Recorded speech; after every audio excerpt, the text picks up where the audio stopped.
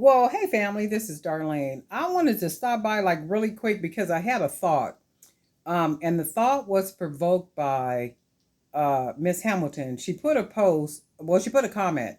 And in her comment, she was saying that she had did the Facebook ads and she had tried to connect with influencers and whatever else that she was doing in order to move her jewelry business to the next level. And I just wanted to share this. If you think about Jeff Bezos, when Jeff Bezos started Amazon, he was only selling books, right? That's all he was doing. He was selling books.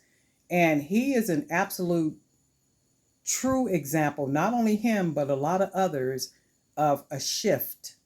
It shifts from one something to another something to another something to another something. And then you look up and you are Amazon all around the world, billion dollar company over and over again, right? When you put in the work, when you put in the work, you do what needs to be done, you shift from one level to another level to another level. And don't fight it when it's time to shift to another level, a whole nother level. Is it scary? Absolutely, positively. It's scary because it's something that we are not familiar with. And if you don't know something, YouTube book, pay for a little course. Go to Udemy, udemy.com.